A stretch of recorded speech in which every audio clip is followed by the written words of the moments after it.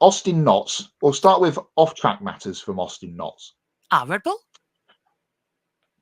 Well, is it cheating, or is this another Benetton 94 where, well, it was there, but we haven't used it? It's honest, Gov, with the traction control from Benetton back in 94. The rear traction, yeah. So there's all this going around.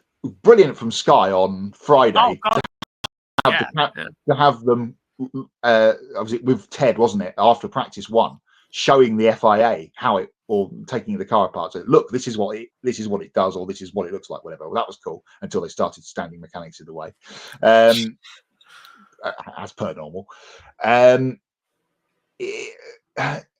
Again, much like the is it cute or is it silly mention of the animals at Phillip Island, is it funny or is it stupid that the commentary team are doing jokes during the race of how many people have got 5-second penalties? Yeah, there was a lot of that. That's what Martin, Ted, and Crofty did at one point during the race. Yeah. Who's got a penalty now? And of course, we need to Max. Well, basically, yes. And the big elephant in the room, I guess, is the Max and Lando 3 parts. The start, Lando leaves him room. Yeah, he left him the inside, and Max went, jump, thank you, I'll have that. But he did bundle him off the racetrack. Should have been a penalty. He should, from the angle we got. Or just giving it back. Yeah. It was very rude overtake. Then we had, of course, the overtake where Lando gets ahead. I can see both sides of all of the arguments in this, but he's been forced off the racetrack. What is he supposed to do? Well, go on. To counter on that, lap 2, Carlos Sainz dives up the inside of Max Verstappen, forces him off the track in the same corner at turn 12, and yet Verstappen fully accelerates off the track, comes out ahead of Sainz, no further action. In fact, I think it was Sainz who got the warning for it. And yet in the same situation, Max does it to Lando. Lando does exactly the same, and Lando gets the 5-second time penalty. But it could have been 10 because it was the off-track. He did it too much. It was the limit. Yeah.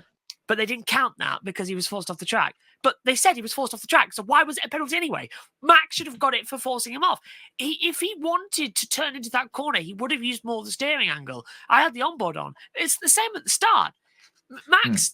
Max always does this. Max doesn't know how to race anybody without forcing them off the track. It's the Senna mentality. I've talked about it before.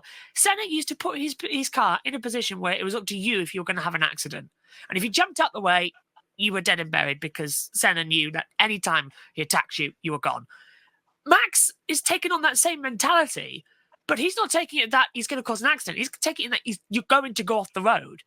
And I think we need a harder enforcer that isn't.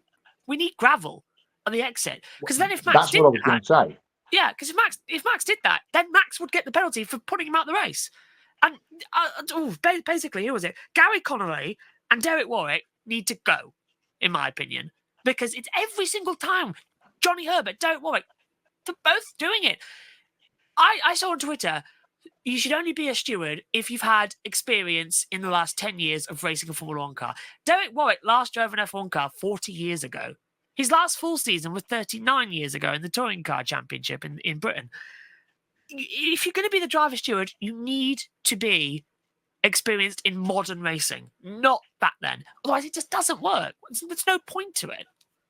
Yeah, we need someone that's retired or lost his seat or whatever over the last little while to come in and go with a more fresh set of eyes on the whole thing. We talked about this a lot at COTA when IndyCar went there for their one race, and of course NASCAR have been going there for the track limits. My favourite thing, lack trimmets, because I won't say track limit because it sounds like lack trimmets.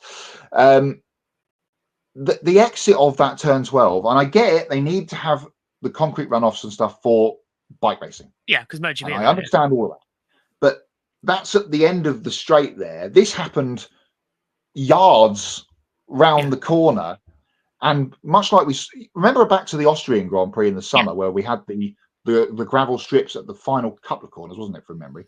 And everyone was going, "Oh yeah, that's a brilliant idea! Look, it saved all this track limit chat." That's what we need now. Yeah, exactly. We need a physical, not just the white line, to stop all this nonsense going on.